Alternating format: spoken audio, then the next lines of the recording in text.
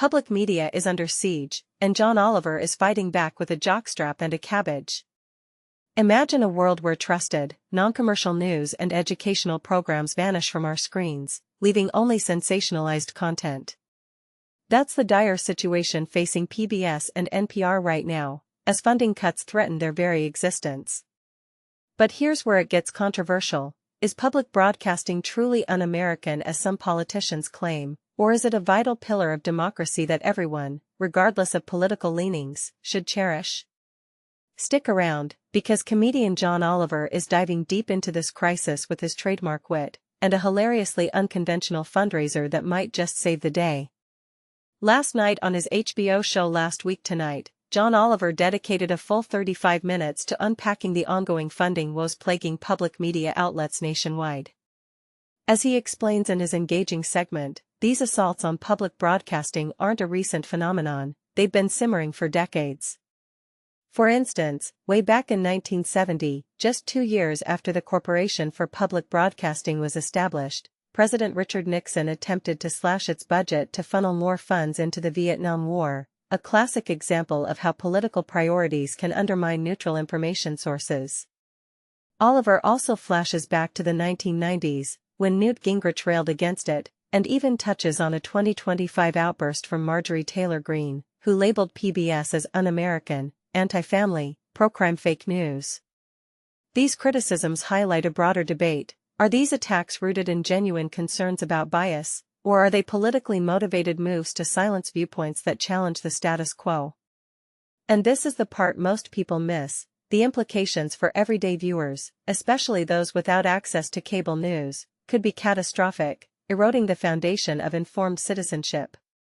Of course, after years of relentless campaigning, the opposition scored a significant victory earlier this year when Republicans in the House approved a $1.1 billion cut to PBS and NPR's funding. This isn't just a number, it directly impacts both national programming and local stations, potentially reducing the quality and quantity of shows that millions rely on for everything from children's education to in-depth investigative journalism. Filling this gaping hole is no small feat, but Oliver isn't one to sit idly by. Towards the end of his episode, he reveals how his team brainstormed ways to lend a hand. They initially eyed auctioning off a Bob Ross painting to support public broadcasting, but those originals proved way beyond even an HBO budget.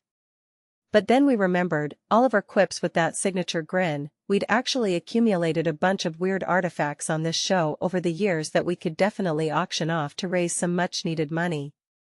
And just like that, he shifts to the auction block, teasing items that'll have fans of Last Week Tonight chuckling and bidding. Head over to johnoliversjunk.com to check out the eclectic lineup, where proceeds from every sale will benefit the Public Media Bridge Fund. Among the treasures are Russell Crowe's Jockstrap, famously featured in the 2005 film Cinderella Man, a quirky nod to a memorable show segment where Oliver packed it in after Crowe named a koala. There's also a giant cabbage that Oliver married in a non-denominational ceremony during season 9, a light-hearted bit illustrating the show's penchant for absurd humor.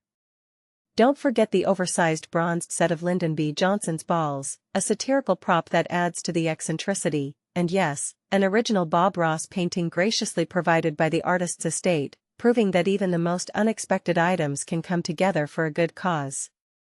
By spotlighting these oddities, Oliver not only raises funds but also reminds us of the fun side of public media, blending entertainment with advocacy. This fundraiser sparks an intriguing question: can a comedian's collection of memorabilia really make a dent in such a massive funding shortfall, or is it symbolic gesture amidst a larger systemic issue?